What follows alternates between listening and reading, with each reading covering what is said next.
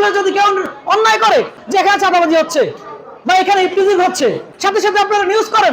আমার বড় ভাইদের সামনে কমিটমেন্ট করে গেছি, আমরা যারা ছাত্রদল করি বা আমাদের যদি কোনো অপকর্ম হয় তাহলে আপনারা এখান থেকে যাদের ফেসবুক আইডি আছে লিখে দেন যে বাবু ভাই এই অপকর্ম করেছে, সাথে সাথে আপনারা লিখে দেন।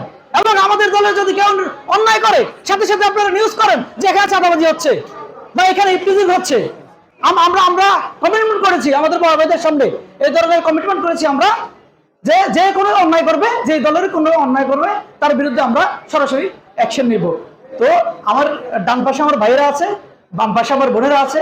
যদি আপনারা মনে করেন, যদি আপনারা ভালো মনে করেন, যদি আপনারা মনে করেন যে বেগম খালেদা জিয়া, তারেক রহমান আগামী দিনে সুন্দর সরকার গঠন করবে, তো আপনারা নিজেরাও ধানের শেষে ভোট দিবেন আর আপনাদের পরিবারকেও আমাদের মাধ্যমে বার্তা দিবেন যেন ধানের শেষে ভোট দেয়।